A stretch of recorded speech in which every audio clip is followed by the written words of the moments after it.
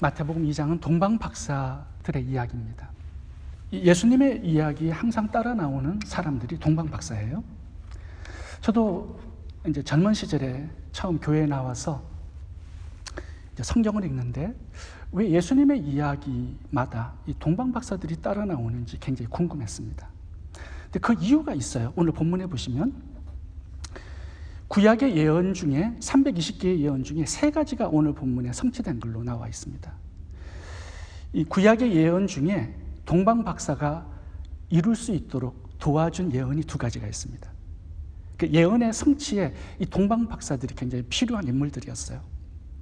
첫 번째 성취된 예언은 호세아서 11장 1절 말씀입니다. 동방 박사들이 만왕의 왕으로 탄생하신 예수님을 만나기 위해서 예루살렘 헤롯 왕을 찾았습니다. 근데 헤롯 왕은 새로운 왕이 태어났다는 소식에 권력을 잃어버릴까 봐 두려워해서 2살 아래의 아이들을 다 죽입니다. 예수님의 가족은 다행히 천사들의 지시를 받고 애굽 땅으로 피신을 하죠. 그곳에서 헤롯이 죽을 때까지 몇 년 동안 사셨습니다. 그래서 애굽에서 내 아들을 이끌어냈다라는 호세아서 11장 1절 말씀이 성취된 것입니다. 오늘 마태복음 2장 14절 15절에 그 이야기가 있죠. 헤롯이 죽기까지 거기 있었으니 이는 주께서 선지자로 말씀하신 바 애굽에서 내 아들을 불렀다 함을 이루려 하심이니라. 호세아서 11장 1절 말씀이 동방 박사들의 도움으로 성취가 된 것입니다. 또 하나의 예언은 예레미야서 31장 15절 말씀이에요. 헤롯이 2살 아래의 아이들을 다 죽였습니다. 예루살렘에는 통곡이 일어났어요. 아이들을 잃어버린 부모들이 통곡한 겁니다. 이 통곡 소리가 예레미야 31장 15절에 예언으로 기록되어 있습니다. 읽어보겠습니다. 마태복음 2장 18절. 이에 선지자 예레미야로 말씀하신 바 라마에서 슬퍼하며 크게 통곡하는 소리가 들리니 라헬이 그 자식을 위하여 애곡하는 것이라. 그가 자식이 없으므로 위로받기를 거절하였도다 함이 이루어졌느니라. 이 동방 박사들의 등장은 호세아서 11장 1절과 예레미야 31장 15절 말씀을 성취하는데 절대적으로 필요했습니다. 이 2가지 예언을 성취하는데 동방 박사들이 아름답게 쓰임을 받은 것입니다. 동방 박사들이 예수님의 탄생에 등장하는 또 하나의 중요한 이유가 있습니다. 그게 뭐냐면 그들의 믿음과 신앙이 아주 뛰어납니다. 하나님은 마태복음 2장을 통해서 그들의 믿음과 신앙을 우리들에게 보여주기를 원하셨던 겁니다. 하나님은 동방 박사들을 통해서 우리에게 3가지의 교훈을 주기 원하셨는데 그 교훈이 무엇인지 함께 살펴보도록 하겠습니다. 첫 번째 교훈은 예수님을 찾는 열심입니다. 동방 박사들은 이 천체를 연구하는 학자들이었습니다. 그런데 어느 날 별들을 연구하다가 메시아의 탄생과 관련해 있는 별의 움직임을 포착한 것입니다. 우주에 예수님의 별이 있다. 이거 굉장히 좀 이해가 되지 않는 이야기죠. 우주에는 예수님의 별이, 메시아 별이 없습니다. 그런데 어떻게 동방 박사들이 별을 통해서 예수님의 탄생을 알았을까요? 그게 좀 이상한 부분이에요. 제가 이 별이 좀 궁금해서 자료들을 좀 많이 찾아봤는데 속 시원히 대답을 해주는 자료가 하나도 없습니다. 어떤 사람은 혜성이라고 그래요. 혜성은 굉장히 빠른 속도로 날아가는데 어떻게 동방 박사들을 예수님 계신 곳까지 인도하겠습니까? 근데 어떤 자료를 보니까 이 천문학적인 근거가 있어요. 854년마다 한 번씩 토성과 목성이 함께 가까이 겹칩니다. 그때가 예수님께서 탄생하실 시점이라고 나와 있습니다. 연대기로. 그러니까 동방 박사들이 이 토성과 목성에 겹쳐지는 그 부분을 보고서 예수님의 탄생을 어렴풋이 이해를 하지 않았나 그런 생각을 해보게 됩니다. 그런데 아무리 토성과 목성이 겹치더라도 그걸 가지고 예수님의 탄생을 알았다. 그거는 좀 이해가 되지 않는 말이에요. 동방 박사들이 2번의 별을 보았다라고 기록해 놨습니다. 1절과 9절인데요. 9절을 읽어보겠습니다. 박사들이 왕의 말을 듣고 갈새 동방에서 보던 그 별이 문득 앞서 인도하여 가다가 악이 있는 곳 위에 머물러 섰는지라. 제가 이것을 원어 문법으로 이렇게 살펴보았는데요. 1절은 과거 완료로 끝난 사건이에요. 그러니까 한 번 본 거예요. 그 별이 인도한 게 아니라 동방 박사들이 그 볼을 보고 예수님의 탄생을 알았어요. 그래서 예루살렘으로 왔는데 예루살렘에서부터 베들레헴까지 또 그 봤던 별이 구체적으로 인도에 갔다라는 겁니다. 그러니까 두 번의 인도함을 받은 거예요. 그런데 좀 구절을 보면 좀 이상한 게 뭐냐 하면 우주에 떠 있는 별이 예수님 탄생하신 그 베들레헴의 마구간에 그 집을 비춘다? 그것도 좀 이상해요. 머물러 섰어요. 오늘 본문에 보니까. 구절을 봐보세요. 문득 앞서서 인도해요. 가다가 악이 있는 곳에 머물러 섰는지라. 별이 이게 가능할까요? 그게? 저는 그렇게 생각하지 않습니다. 그러니까 이 별은요, 하나님께서 동방 박사들을 어떤 스페셜한 은혜로 인도하 가신 어떤 빛이라고 생각이 들어요. 불기둥과 구름기둥으로 이스라엘 백성들을 인도한 것처럼 우주에 떠 있는 별이 예수님의 별이 있고 그 별이 베들레헴에 탄생하신 아기 예수께 사람들을 인도해 간다. 그거 굉장히 이상한 이론이에요. 저는 그렇게 생각하지 않습니다. 그 별을 동방 박사들이 보았다면 다른 사람들도 다 볼 수 있는 별이었거든요. 근데 오늘 본문을 보시면 헤롯 왕, 바리새인, 율법학자, 서기관들은 인도함을 받지 못했습니다. 오직 동방 박사들만 예수님이 탄생하신 베들레헴의 마구간까지 인도함을 받았어요. 왜 그럴까요? 모든 사람들이 볼 수 있는 별이었고 모든 사람들이 베들레헴까지 간 그 별을, 그 빛을 볼 수 있었던 겁니다. 그러니까 인도함을 받고 예수님을 만나 경배한 사람들은 동방 박사밖에 없었습니다. 왜 그럴까요? 이 동방 박사들은요, 별만 연구한 게 아니라 하나님의 말씀도 연구한 사람들이었어요. 구약에 320가지의 예수님에 관한 예언들이 나옵니다. 이 예언들을 연구하다 보면요, 예수님의 탄생 연도도 나와 있습니다. 그게 다니엘서 9장이에요. 다니엘이 70일의 비밀을 발견했어요. 예수님의 탄생 주기죠. 그래서 다니엘 9장을 통해서 예수님이 언제 태어난다라는 그 시기를 동방 박사들은 알고 있었던 겁니다. 그 시기에 목성과 토성이 겹쳐서 굉장히 밝은 빛을 발하게 되었는데 어렴풋이 메시아의 탄생이 이때구나라는 것을 깨닫고 예루살렘으로 온 겁니다. 예루살렘에 와보니까 그 별이 그들을 예수님께로 인도해 갔다라는 거예요. 물론 어떤 우주에 떠 있는 별이 인도해 간 것은 아니겠죠. 하나님의 어떤 스페셜한 은혜가 이들을 인도해 가신 것입니다. 320가지의 예언을 연구했던 동방 박사들은요, 하나님의 말씀에 대한 열심이 있었습니다. 거기에 하나님께서 별을 보내주시고 별로 인도해 주신 거예요. 하나님의 말씀도 모르고 아무것도 모르는 텅 빈 사람에게 하나님의 어떤 인도와 조명과 어떤 깨달음을 주실 수 있다? 그럴 없습니다. 이 당시에 모든 유대인들과 율법학자들은요, 예수님에 대해서 예수님을 만나고 싶은 그런 갈망, 그런 것들이 없었어요. 근데 이 동방 박사들은 예수님을 찾고 구하고 만나고 싶고 경배하고 싶은 그런 열망, 소원, 열심이 그들에게 있었단 말이에요. 그래서 하나님은 그들을 그 마음의 소원을 이루어 주신 거예요. 별로 인도를 해주셨다라는 거죠. 이 부분이 사도행전 6장을 보면 좀 더 이해가 쉽게 될 수 있습니다. 사도행전 6장을 보면 이디오피아 내시의 이야기가 나옵니다. 이디오피아 내시가 이디오피아에서 예루살렘까지 가서 예배를 드리고 다시 마차를 타고 이제 이디오피아로 돌아가는 길이었어요. 이사야 53장을 읽고 있는데 무슨 말씀인지 도저히 깨닫지를 못하고 있는 거예요. 하나님께서 그걸 보셨어요. 53장을 읽고 알고 싶은 그 갈망과 소원을 하나님께서 하늘에서 보시고 이디오피아 내시를 유심히 관심을 두고 관찰하셨습니다. 그 마음의 소원을 하나님께서 이루어주기 위해서 별을 보내주셨어요. 그 별이 뭐냐 하면 빌립지사였습니다. 사마리아에서 굉장히 바쁘게 사역하고 있는 빌립에게 하나님께서 나타나셔서 말씀하세요. 빌립아, 너 광야로 가서 이디오피아 내시가 읽고 있는 이사야 53장을 깨닫게 가르쳐 주어라. 별이 나타났어요. 예수님을 알고 싶은 갈망을 하나님께서 인도해 주신 것입니다. 그 우주를 돌리시는 바쁘신 하나님께서 말씀을 알고 싶어하는 그 한 사람에게 관심을 가지시고요, 우주를 운영하셨다라는 거예요.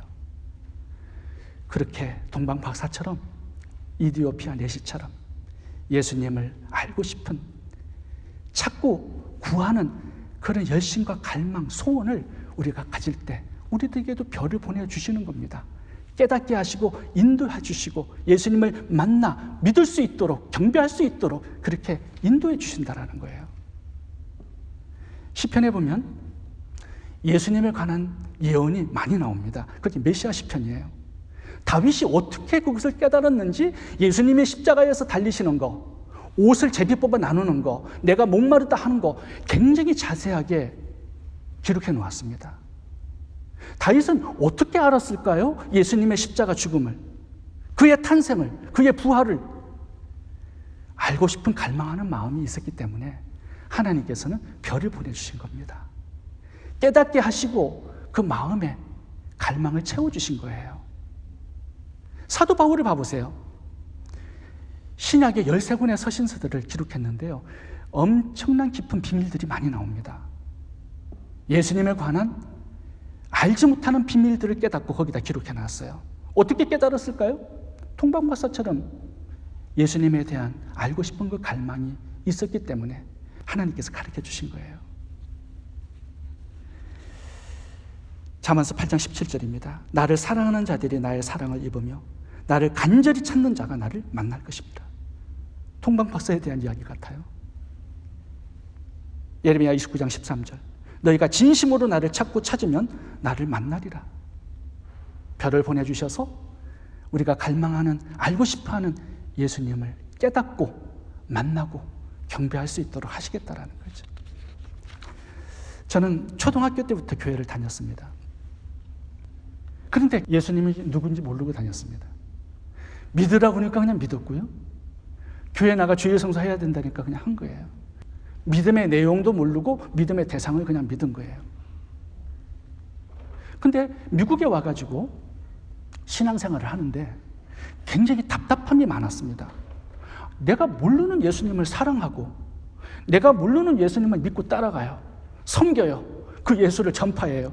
굉장히 내 마음이 너 가증스럽다. 네가 모르는 예수를 어떻게 남에게 가르치겠느냐. 목사님이 저에게 중고등부 학생들을 맡아서 가르치라고 중고등부 학생들을 지도하는 선생님으로 임명을 해주셨어요. 그리고 구역에서 강사로 임명을 해주셨는데 예수님도 모르고 말씀만 전한 거예요. 그래서 제가 너무나 답답해서 예수님을 알고 싶은 그런 갈망들이 제 마음속에 생기기 시작했습니다. 그때 하나님께서 별을 보내주셨는데요, 한 집사님이 저에게 두란노에서 나오는 일대 제자 양육 교재를 가지고 6개월간 성경 공부를 하면서 저에게 예수님에 대해서 차근차근 가르쳐 주셨습니다. 근데 그때도 다 깨닫지는 못했어요. 근데 그게 첫 번째 저에게 다가온 별이었습니다. 근데 저에게 이제 그 갈망이 조금씩 이제 해결이 되면서 성경을 굉장히 많이 읽게 되었어요. 근데 참 신기한 현상들을 많이 보게 되었는데 말씀이 굉장히 이렇게 깊이 깨달아지는 거예요.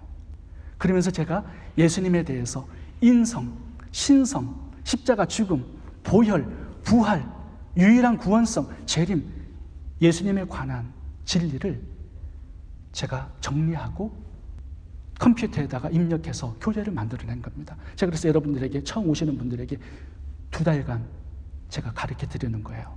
커피도 사드리고 점심과 저녁도 사드리면서 예수님을 믿도록 마음을 열고 제가 무진장 노력해요.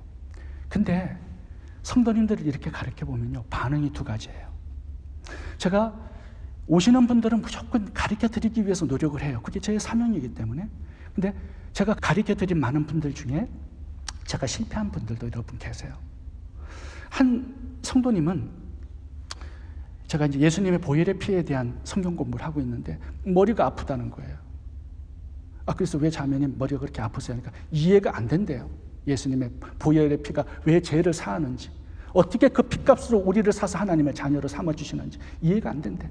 그러면서 저보고 성경 공부를 다음에 했으면 좋겠다라고 말씀을 하셔가지고 그 자매님은 우리 교회를 떠나셨어요. 그 다음에. 근데 최근에 제가 두 성도님하고 성경 공부를 해서 마쳤습니다. 근데 한 자매님은 성경 공부하는 도중에 예수님의 죽음에 대한 성경 공부를 하는데 그분이 우는 거예요. 막 옆에 있는 저하고 성도님이 당황해가지고 한참 동안 가만히 있었어요. 근데 그분이 이제야 비로소 예수님이 왜 죽으셨는지, 왜 피를 흘리셨는지를 깨닫게 되었다라는 거예요. 그러면서 자꾸 우는 거예요. 그래서 너무 감사하다라고 말씀하면서 평생 예수님의 죽음이 무엇인지, 의미가 무엇인지도 모르고 교회만 다녔다, 그렇게 말씀을 하시더라고요. 왜 어떤 사람은 별의 인도함을 받아서 예수님을 만나고 예수님을 섬기는 자리에까지 나아가고 어떤 사람은 왜 그렇지 못할까요? 마음의 갈망, 마음의 소원이 그 차이를 만들어내는 겁니다. 제가 여러분들을 이렇게 대하면서 어떤 분은 예수님에 대해서 전혀 관심이 없어요. 성경 공부하자고 그러면요 막 도망가요. 제가 뭐 어떻게 하는 줄 알고 그냥 도망가. 시간이 없대. 저도 시간이 없어요. 저도 바쁜 사람이에요. 제가 뭐 때문에 커피 사주고 밥 사주고 하면서 성경 공부를 하겠어요? 예수님 때문에 그렇죠. 믿으라고, 영생을 주고 천국을 주니까. 이 동방박사처럼 그런 마음에 예수님을 알고 싶은 열심이 있어야 되고요. 그 갈망과 굶주림이 있어야 돼요. 그 하나님은 그 마음을 보시고 별을 보내주시고 예수께로 인도하시고 예수님을 만나서 믿고 영접해서 영생을 얻을 수 있도록 인도해 주시는 것입니다. 예수님을 찾고 구하고 알고 싶고 만나고 싶고 경배하고 싶은 이 동방 박사들의 간절한 마음이 여러분들에게 있기를 바랍니다. 두 번째, 동방 박사들이 주는 교훈은 믿음입니다. 여러분, 지식 가지고 예수님 만나지 못한 사람들 많습니다. 오늘 본문에도 율법학자, 바리새인, 서기관들 만나지 못했어요. 예수님이 베들레헴에 태어난다라는 미가서의 예언도 알고 있었지만 예수님 만나지 못했습니다. 지식 가지고 안 돼요. 한 단계 더 인도함을 받아야 됩니다. 어디로 인도함을 받아야 되느냐? 예수님이 하나님이신 것, 신성의 능력을 가지신 하나님이신 것을 믿는 그 자리에까지 인도함을 받아야 돼요. 그 믿음의 자리에까지. 오늘 동방 박사들을 보시면요,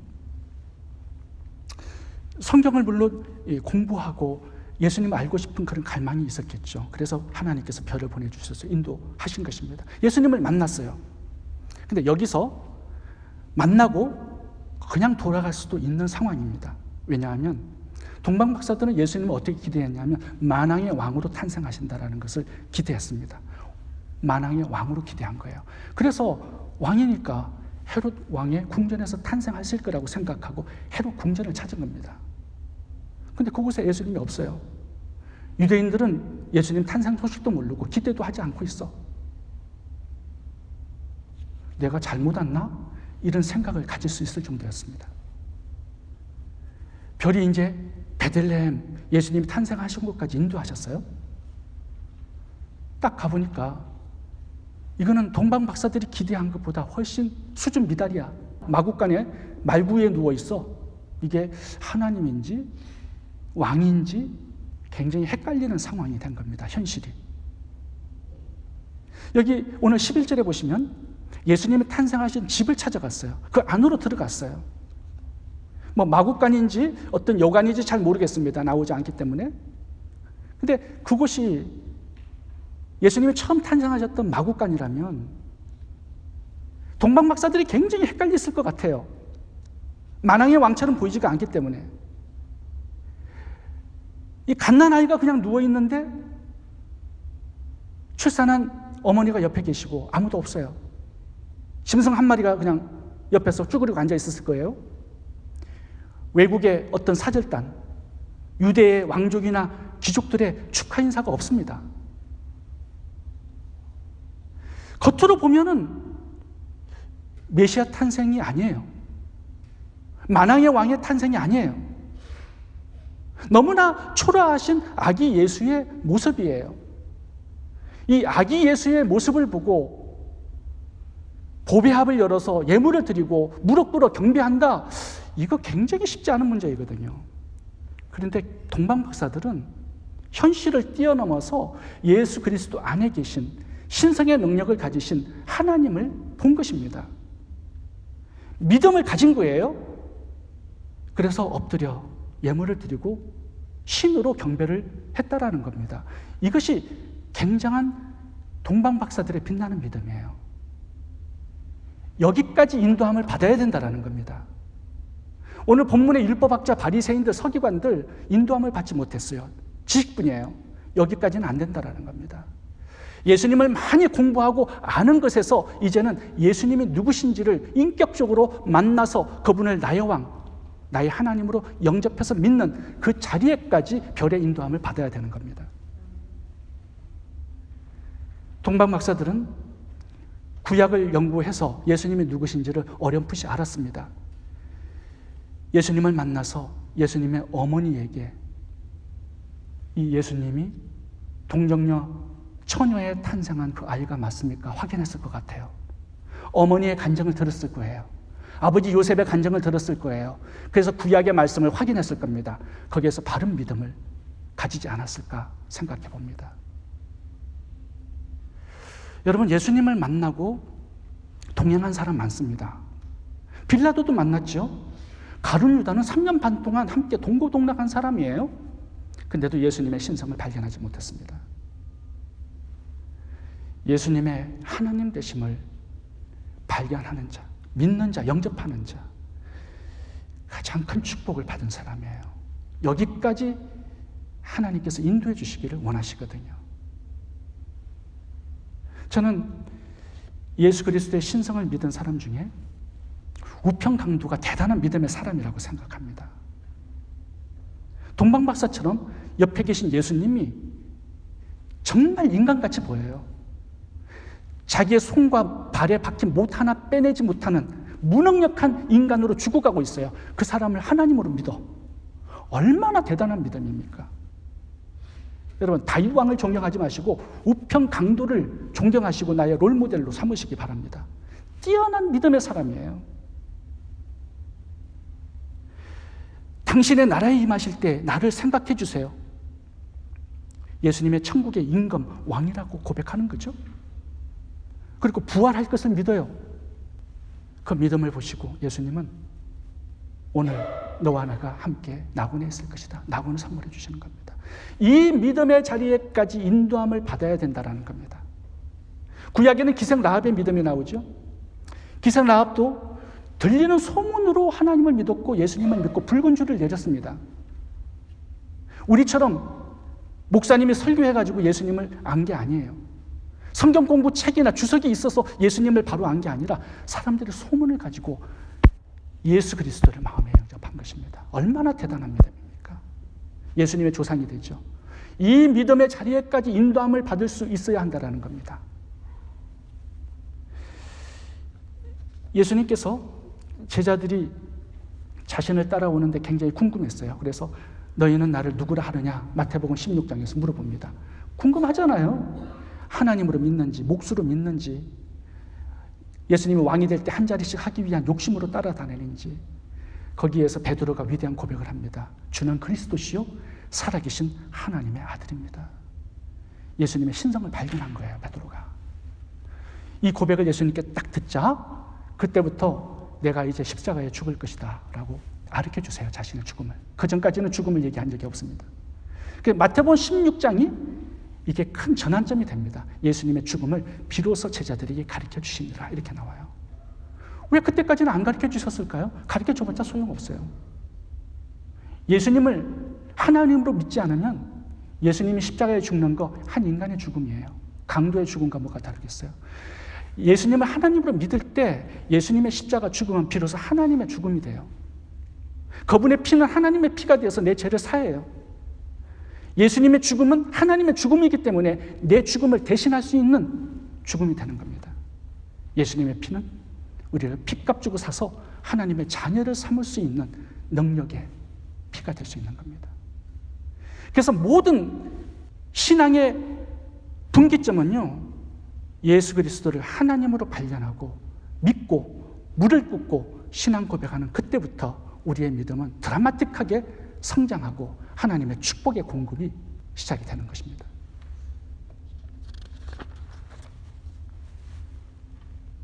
오늘 성탄 예배에 하나님께서 찾으시는 것이 바로 이 믿음이에요. 예수님의 신성을 믿고 영접하고 신앙 고백함으로 동방가사들처럼 최상의 예배를 주님께 올려드리는 저희들이 될 수 있기를 바랍니다. 세 번째 동방박사들이 주는 교훈은 예분입니다. 예물. 동방박사들은 예수님을 찾아 배웠을 때 집에서 준비한 세 가지 예물을 예수님께 드립니다. 그것이 황금, 유황, 모략입니다. 독방박사들이 다른 예물도 많았는데 왜 하필 이 세 가지를 준비해 갔을까요? 예물은, 선물은 주는 사람의 입장에서 준비하는 게 아니라 받는 사람의 입장에서 준비하는 거예요. 받는 사람이 이걸 좋아해야 내가 그것을 준비해서 드릴 때 기쁨이 될 수 있는 거죠. 근데 이 세 가지 예물이 예수님께서 참 기뻐하시는 예물이다라는 것을 동방박사들은 알았던 거죠. 이 세 가지 예물 속에 동방박사들의 믿음과 신앙 고백이 들어 있습니다. 우리가 그것을 봐야 되는 겁니다. 황금은요, 예수님을 나의 왕으로 인정한다라는 뜻이에요. 그 당시에 왕에게 나아갈 때는 항상 황금을 예물로 드렸습니다. 그래서 황금을 드리면서 당신은 나의 왕입니다. 나는 당신의 종입니다. 당신의 말씀대로 순종하겠습니다. 이 신앙 고백이 황금의 예물 속에 담겨 있는 것입니다. 그러니까 동방박사들은 이 황금을 예물로 드리면서 예수님, 당신은 나의 왕입니다. 나의 주인이십니다. 나는 당신의 종입니다.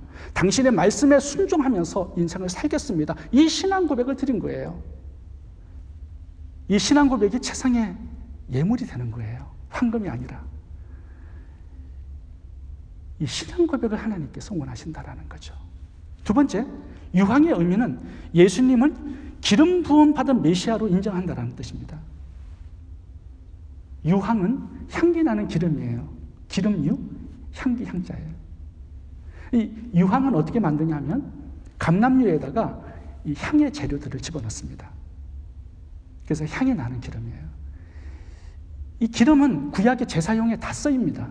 근데 특별히 새 사람을 기름 부어서 임명할 때 이 기름을 사용해요. 왕, 제사장, 선지자예요. 그래서 이 사람들은 기름 부은 자들입니다. 영어로 보면 어라는 단어를 써요. anointed one. 그런데 여기에 정관사 덜을 붙여서 the anointed one 하면 하나님께서 기름을 부은 메시아라는 뜻이에요. 사람이 기름을 부어서 세우는 것은 왕, 제사장, 선지자지만 하나님께서 기름을 부어 세우는 사람은 메시아예요. 예수님을 뜻하는 지칭으로 구약에는 많이 나옵니다. The anointed one, 기름 부은 자. 그래서 이 유황을 동방박사들이 드렸다라는 것은 예수님, 당신은 하나님께서 보내시는 메시아, 그리스도입니다. 이 신앙을 고백한 거예요. 이 기름 부은 자가 구약에는 메시아지만 신약에는 그리스도, 크라이스트가 기름 부은 자라는 뜻이에요. 메시아, 그리스도 똑같은 단어입니다. 이사야 61장을 보면요, 예수님께서 성령의 기름 부으심을 받고 눈먼 자를 눈뜨게 하고 안전병이 일으키며 가난한 자들에게 복음을 전하는 기름 부은 자로 오시겠다라고 예언이 나와 있습니다. 구약에는 상당히 많은 예언이 예수님을 the anointed one, 기름 부은 자로 그렇게 나와요. 그래서 이 유황을 예수님께 드렸다라는 건요, 구약의 그 예언대로 하나님께서 보내신 기름 부은 자, 당신은 메시아입니다. 그리스도입니다. 이 신앙 고백을 드린 거예요. 이 신앙 고백, 이것이 최상의 예물이 된다라는 거죠. 마태복음 16장 보시면 베드로가 위대한 고백을 합니다. 주는 그리스도시요 살아계신 하나님의 아들입니다. 주는 그리스도요, 기름 부은 자라는 뜻이죠. 이 유황을 드리는 신앙 고백을 베드로가 한 겁니다. 이 신앙 고백 위에 예수님은 교회를 세우시겠다라고 약속하시고 음부의 권세가 이기지 못하는 승리를 주시겠다고 약속해요. 이 신앙 고백이 승리를 주는 겁니다. 최상의 하나님께서 받으시는 예배가 되는 겁니다. 요한복음 12장 보면 유황이 또 하나 나오는데, 마리아가 예수님의 머리에 기름을 붓고 머리카락으로 발을 씻어드리죠. 그때도 유황이라는 단어가 나옵니다. 마리아가 예수님의 머리에 부어드린 그거는 뭐냐 하면, 예수님 당신은 나의 메시아, 기름 부은 자라는 뜻이에요.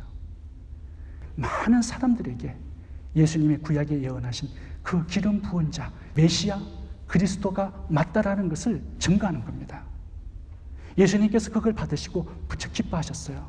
복음이 전하는 곳마다 이 여인이 행한 일도 함께 전하라는 명령을 줍니다. 예수님은 이 신앙 고백을 우리들로부터 받고 싶어 하는 거예요. 당신은 나의 왕이십니다. 나의 주인이십니다. 나의 메시아, 구원자이십니다. 이 신앙 고백이 예수님을 기쁘시게 하는 최상의 예물, 최상의 예배가 되는 거예요. 마지막으로 하나 더 살펴보겠습니다. 마지막은 모략을 드렸습니다. 이 모략은 여러분들도 아시다시피 죽은 시체에 바르는 방부제예요. 근데 이 모략이 예수님의 탄생에도 나오지만 이제 마태복음 끝에 보면 니고데모가 예수님의 시신에다가 이 모략을 갖다가 발라서 자기의 무덤에 안치합니다. 모략으로 시작해서 모략으로 끝나는 게 예수님의 스토리예요. 이 모략에 들어있는 의미와 메시지는 뭘까요? 어떤 신앙 고백을 드리는 겁니까? 모략을 통해서. 예수님, 당신의 죽음은 인류의 죄와 사망을 처리한 죽음입니다. 당신은 죄와 사망 그리고 마귀를 정복한 승리자이십니다. 이것을 고백하는 겁니다. 죄와 사망 그리고 마귀를 정복한 유일한 승리자, 이것을 신앙 고백하는 게 몰약 속에 들어있는 신앙 고백이에요. 구약의 제사법을 보면요, 세 가지가 되게 중요합니다. 인간이 죄를 지어서 이제 짐승을 끌고 나와요. 이 짐승의 안수에서 내 죄를 전가시키는 거죠. 전가만 시키면 되나요? 죽여야 되는 거예요. 피를 흘려야 되는 거예요. 재물, 피, 죽음, 이 세 가지가 죄를 해결하는 방법입니다. 예수님이 세상 죄를 지고 가는 하나님의 어린 양으로 이 땅에 탄생하셨어요. 죽으러 오신 겁니다. 제물로 오신 거예요.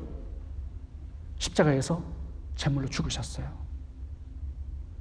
예수님께서 흘리신 그 피로 우리의 죄를 처리하신 겁니다. 예수님께서 죽으셨어요. 그 죽음은 죄의 삭선 사망이기 때문에 이 사망을 처리하는 예수님의 죽음이었습니다. 그래서 예수님의 그 피로 우리를 사서 하나님의 자녀가 되게 하신 거예요. 동방 박사가 드린 이 모략 속에 이 위대한 신앙 고백이 들어있는 겁니다. 예수님, 당신은 승리자이십니다. 내 죄와 사망을 처리하고 마귀를 정복한 나의 승리자이십니다. 이 예물 속에는 이 세 가지의 신앙 고백이 들어있어서 예수님께서는 이걸 최상의 예물로 받으시고 이 동방 박사들의 예배를 마태복음 2장에 우리들에게 보여주면서 너희들도 이런 최상의 예배를 드리라고 교연하시는 것입니다. 여러분, 우리가 인도함을 받아야 되는데요, 이 신앙 고백의 자리에까지 인도함을 받아야 합니다. 예수 그리스도를 주로 믿고 내 입으로 시인하는 것, 로마서 10장에 보면 여기에서 구원을 주시겠다고 약속하죠. 동방 박사들은 구약에 나오는 예수님의 예언을 열심히 공부했습니다. 예수님을 간절히 찾았고 만나기 원했고 경배하기 원했습니다.